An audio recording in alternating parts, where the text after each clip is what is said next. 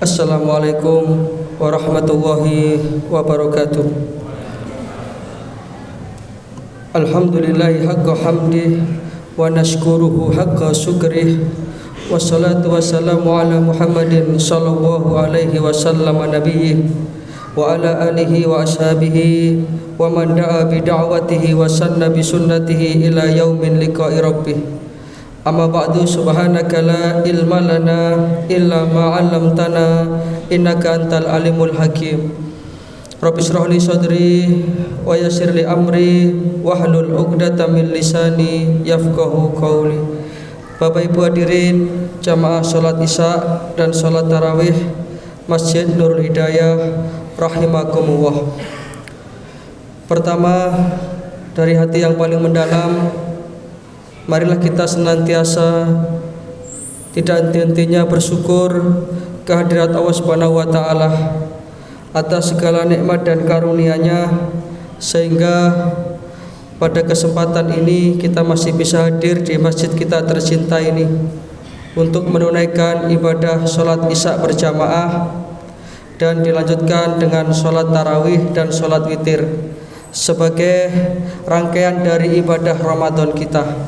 Mudah-mudahan Allah Subhanahu wa taala menerima seluruh amalan-amalan Ramadan kita, dan sisa-sisa Ramadan ke depan kita masih diberi kesempatan untuk memaksimalkannya dengan amal-amal ibadah. Amin ya rabbal alamin. Yang kedua, salawat serta salam mudah-mudahan senantiasa terlimpah kepada junjungan kita baginda Rasulullah sallallahu alaihi wasallam. Para jamaah rahimakumullah, sambil beristirahat sejenak setelah sholat Isya dan sholat tarawih menunggu sholat witir, ya, kita merenungkan sebuah hadis dari Rasulullah SAW tentang 3 golongan manusia yang akan mendapatkan ridho Allah dan 3 golongan yang akan mendapatkan kemurkaan dari Allah. Para jamaah rahimakumullah, tidak ada hidup yang lebih indah selain ketika hidup kita ini mendapatkan ridho dari Allah Subhanahu wa taala. Walaupun mungkin secara ekonomi kita tidak begitu mapan, mungkin juga kita tidak punya pangkat dan jabatan, tetapi asalkan hidup kita itu diridhoi oleh Allah Subhanahu wa taala, maka hidup kita ini akan menjadi lapang. Sebaliknya, seberapapun banyaknya harta yang kita miliki, pangkat dan jabatan yang kita sandang mungkin, tapi manakala ridha Allah sudah tidak ada dalam hidup kita, maka itu adalah kecelakaan yang besar. Rumusnya kayak begitu.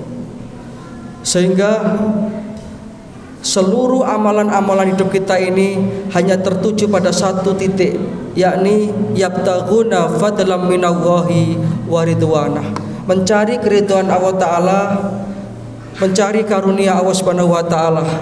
Sehingga dengan itulah hidup kita ini akan menjadi lapang dan tenang. Karena kalau kita itu mencari ridha manusia, itu sesuatu yang mustahil. Semua manusia itu akan sepakat dan setuju dengan apa yang kita lakukan. Sehingga dalam istilah Arab itu ada kata-kata ridhon nas ghayatun la tudrak. Mencari keridhaan manusia itu cita-cita yang tidak bakal pernah terwujudkan. Karena mungkin satu sisi orang itu akan pro dengan kita, tapi yang lain mesti kontra. Itulah kehidupan. Tetapi manakala kita hanya mencari ridha Allah, maka itulah hidup yang indah. Maka dalam satu hadis Rasulullah SAW bersabda, Inna Allaha yardolakum salasan. Sesungguhnya Allah Ta'ala itu akan meridhoi kamu jika engkau mempunyai 3 hal. Yang pertama, anta'budallaha wa la tusyriku bihi syai'ah. Engkau mengibadahi Allah, menyembah Allah, dan sekali-kali tidak berbuat syirik. Ini langkah pertama agar kita diridhoi oleh Allah Ta'ala. Marilah kita jadikan semua amal ibadah kita ini, termasuk puasa Ramadan kita ini, hanya mengharapkan ridho Allah Subhanahu wa taala. orang lain mau memuji atau tidak, orang lain mau memberikan penghargaan atau tidak jadi masalah. Yang penting inna sholati wa nusuki wa mahyaya wa mamati lillahi rabbil alamin. Sesungguhnya sholatku, ibadahku, hidupku, bahkan matiku aku persembahkan hanya untukmu ya Allah, karena engkau adalah Tuhan semesta alam. Itu yang pertama. Maka kita berpuasa ini menjadi ringan, karena kita memang hanya mencari ridha Allah. Itulah makanya Rasulullah kan bersabda itu, man soma ramadhana imanan wahtisaban. Siapa yang berpuasa karena dasar iman, mencari ridho Allah, ikhtisab, mengharapkan pahala di sisi Allah, ghufira lahu ma taqaddama min dzambi, maka ada jaminan dosa-dosanya akan terampuni. Yang kedua, agar kita mendapatkan ridho Allah dalam hidup ini, wa anta tasimu bihablillahi jami'an wala tafarraqu. Hendaklah engkau bersatu, hendaklah engkau saling menyayangi di antara sesamamu, dan jangan engkau bercerai-berai. Maka Ramadan ini mengajarkan kepada kita untuk saling mencintai sesama kita. Betapa di dalam bulan Ramadan ini, ketika mungkin kita sedang amarah, apa tuntunan Rasulullah? Wa in sabahu ahadun au qatalahu falyakul inni shaim inni shaim. Apabila engkau diajak berselisih oleh saudaramu, diajak untuk bertengkar, maka katakanlah sesungguhnya aku sedang berpuasa. Maka suasana Ramadan ini demikian calling down, demikian kita itu saling menyayangi sesama kita. Kita sholat tarawih berjamaah, kita buka puasa berjamaah. Itulah indahnya Ramadan, dan dengan itulah Allah Ta'ala akan menurunkan ridhonya kepada kita. Yang ketiga, ridho Allah itu akan diberikan kepada siapa? Yakni wa antunasihu man walahu wa hu amrakum. Orang yang berani atau mau menyampaikan kritik dan tegur sapa kepada pimpinan yang melenceng dari jalan kebenaran. Jadi ketika ada seorang pemimpin yang dia itu melenceng, maka diingatkan tentu dengan cara yang baik. Itu akan mendatangkan keridhaan Allah Subhanahu wa taala. Kemudian ada 3 perkara yang akan mendatangkan kemurkaan Allah. Wa yakrahu lakum salasa. Dan Allah itu membenci dari engkau 3 perkara. Yang pertama, agak saya percepat karena waktunya kurang 3 menit. Yang pertama, perbuatan yang akan mendatangkan kemurkaan Allah adalah qila wa qala, menyebarkan berita yang belum jelas kebenarannya, atau bahasa yang kita kenal sekarang apa itu? Hoax.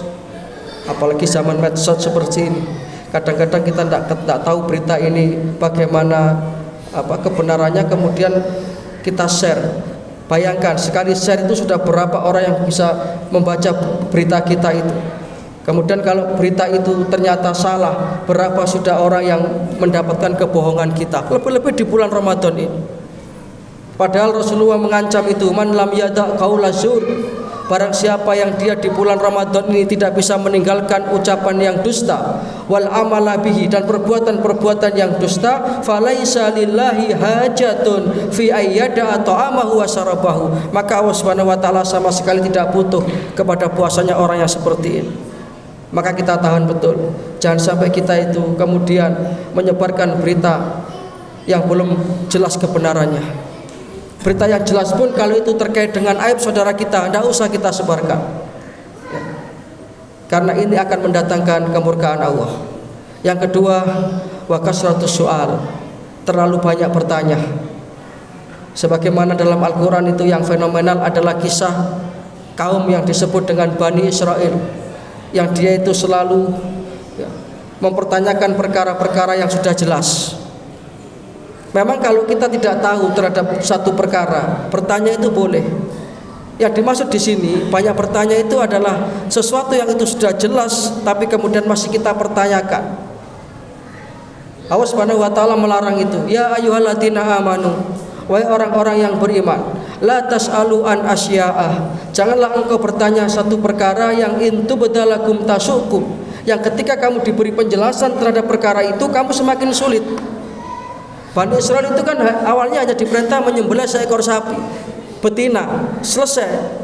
Tapi tanya itu sapinya yang warnanya apa, Sapinya yang pernah dipakai untuk membajak apa, akhirnya hampir-hampir kata Quran mereka tidak menemukan sapi betina itu.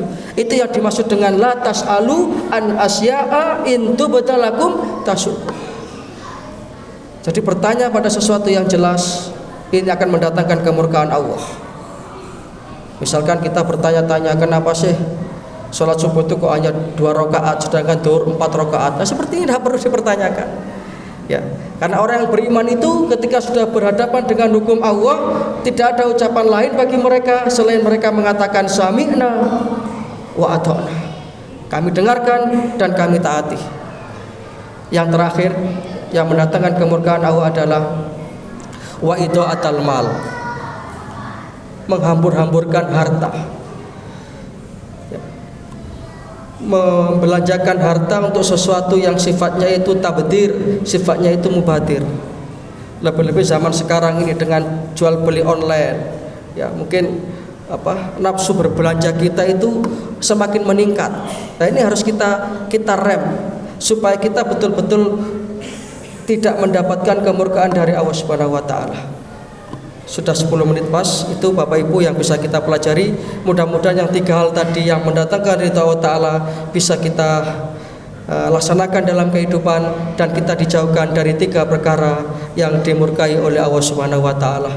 Akhirnya mari kita tutup dengan doa. Senyampang ini adalah bulan yang doa diijabah oleh Allah Subhanahu wa Ta'ala. Mari kita tundukkan hati kita sejenak untuk bermunajat kepada Allah Rabbul Alamin. A'udzubillahi minasyaitonirrajim. Bismillahirrahmanirrahim.